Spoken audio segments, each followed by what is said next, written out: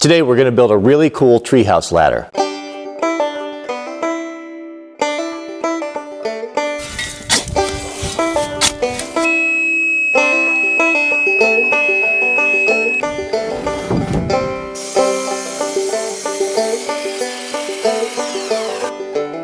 What you see is all that remains of the log Jack and I just milled for all of our projects here. Well, we're going to use a portion of this for the ladder. I'll show you what the yield was. So these are 14 foot 4 inches long. We got 3 2x12s, 2 2x4s, 1 2x4 6 foot. We got 2x6s, 1 2 3 4 5 6 7 14s, and 2 10s. So not too bad, really nice stuff. That's full dimension, so that's a full 2 inches by 12 inches. We're not going to use all of that for the ladder.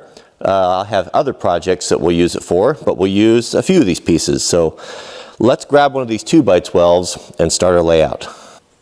That is a lot of sawdust. What would you say, 8 inches deep? Mrs. Wranglerstar is going to like that for her composting. We use every bit that we can. These remaining slabs that we're not able to get timber from, we'll use that for firewood and kindling. Sawdust for cleaning the floor and the garden. And then I'll show you all the other little scrap pieces outside real quick. These are all the bits that were too small, edges, corners, and such. And those we'll cut up for kindling and firewood.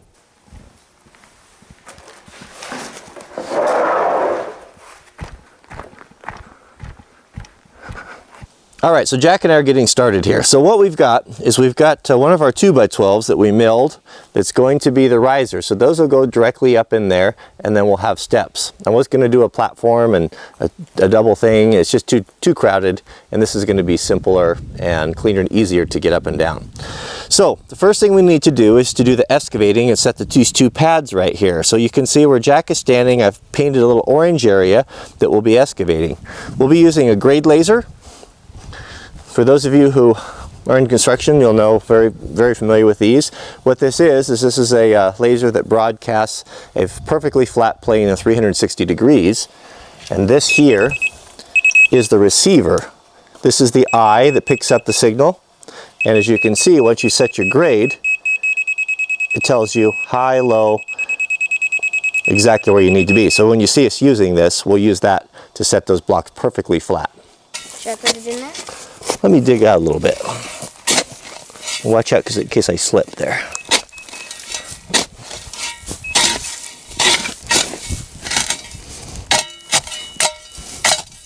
Pretty close there. Check the other corner. Why does it need to be picture perfect? Well, I think that we should do everything that we can to the best of our ability. Not that that means it'll always be perfect, but we should always strive for perfection.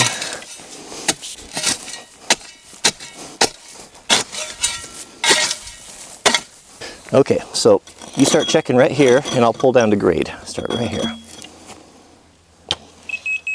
Make sure your grade rod is straight up and down. You need to go up, it says. Close enough? Keep checking here where I'm scratching.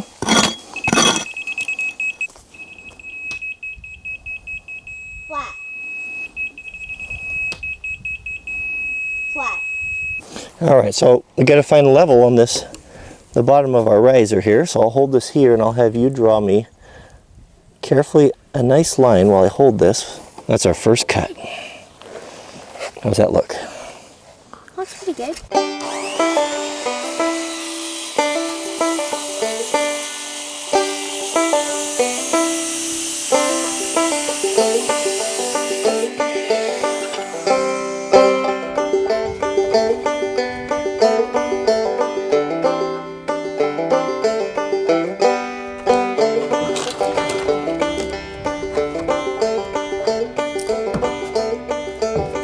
So now that I've got the bottom laid out here, I'm going to figure my cuts for my top. Now this may not be the best way to do it. I'm not a proper carpenter. So feel free to chime in if you know of a better way.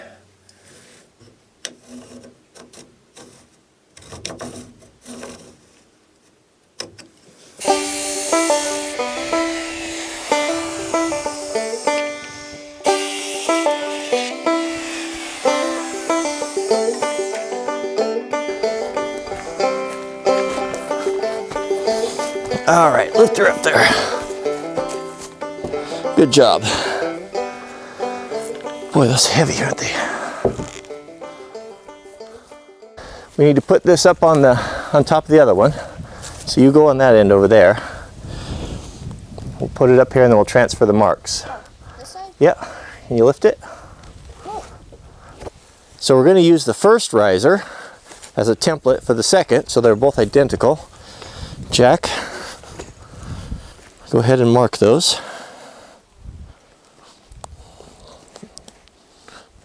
Not slowly, like this. Take it quickly, make a mark. Just like that. Let's go do the other end.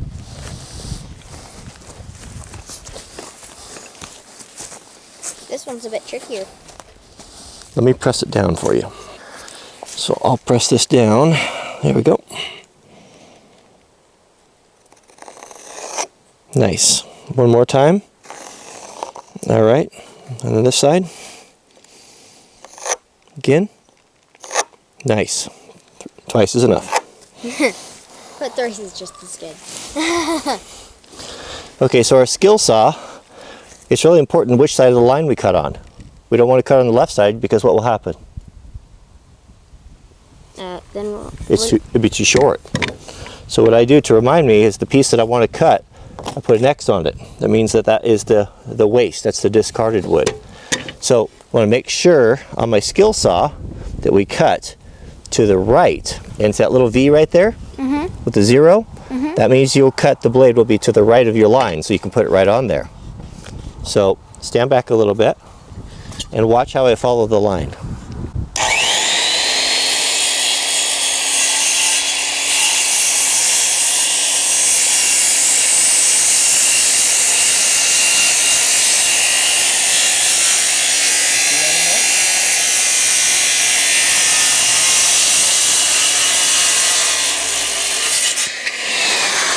You see how that cut right along the line there? So Jack, if we cut that properly, they should be identical. How do they look? Looks pretty good. Check the other side.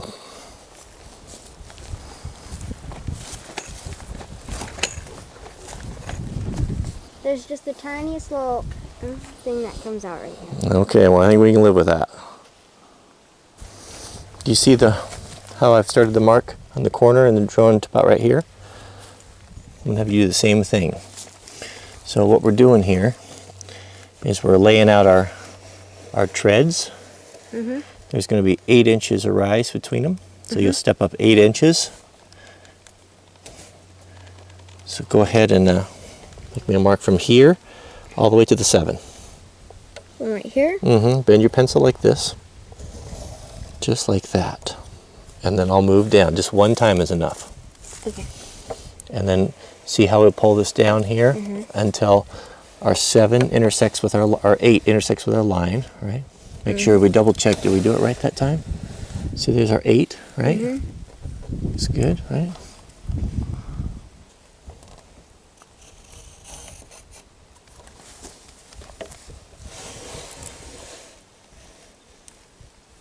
Silly bugs. Good?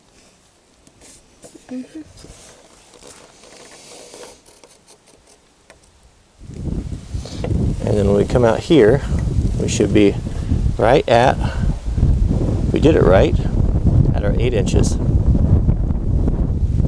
It's about perfect.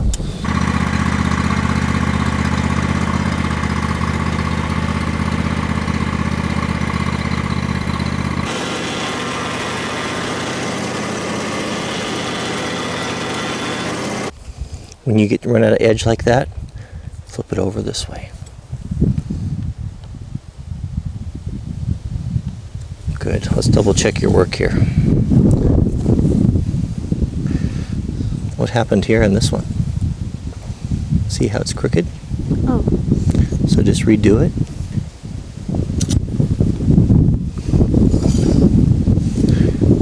So you didn't have this pushed tight against the side. So let's remark those. Mark the whole length. This measurement's really important. So Jack and I are going to cut our treads now. So our treads, they're stair steps, are going to be out of these full dimension 2x6s. Be plenty strong. We've got how many to cut, Jack? We've got 18. 18 to cut at 23 1/4. I'm going to start cutting these with the chop saw, but you're not. I'm going to use the handsaw. Yeah, you need to learn to use a handsaw before you learn to use the power tools. When Granddad Chester, when he taught me how to shoot, he made me shoot with a single shot rifle with open sights, a 22, before he'd let me use an automatic. Why do you think that is? That way you couldn't just shoot and then hold it up in the air and accidentally shoot it again or something like that? Not exactly. He wanted me to learn the fundamentals. He wanted to learn me to learn how to shoot and not rely upon a big magazine. So you're going to learn to use the hand tools first, and then once you master that, you can start using the power tools. Then I can rely on the magazine. Exactly. Okay, so this is a 2x6. This is not actually going to be one of the treads, so you can mess it up a little bit, but we're going to simulate it's very similar to what I'll be cutting. So the first thing you want to do is you need to learn to cut a straight edge. So we'll use a speed square here, and we need 3 lines. Here, here, and here. Why is that? That way you can cut all the way around. That way you can cut all the way around. Because you're probably not going to look upside down. Now go grab your handsaw. I'll show you how to get started. Okay, one of the things that is the hardest thing to master is to getting the saw started. Usually when you cut something, you'll put it on a bench or a sawhorse, you put your knee on it. You're pretty little, so I've got a clamp on there to help you. But I'm not that little. What you do is I put my finger right here to guide the saw. So I don't want to cut the line, I want to leave the line because that's where my measurement is, but I want to cut right alongside the line. So what I'll do is I'll hold my saw at a really flat angle like this. I'll put my finger right here, really carefully, and just push it a very light weight until it gets started. Just let the weight of the saw cut. Like a hammer?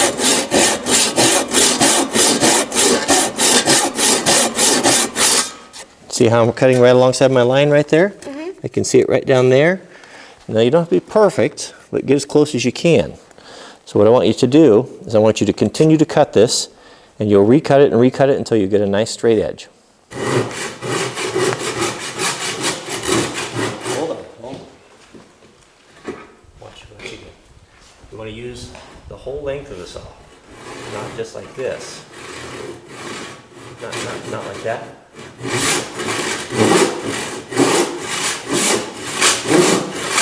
Not pressing too hard. See how the whole saw?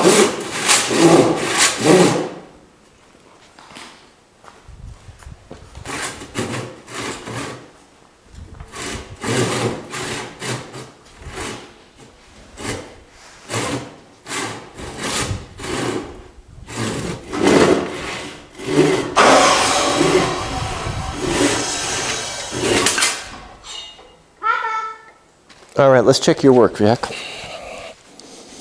How did it go? It went pretty good. Let's see what the square says.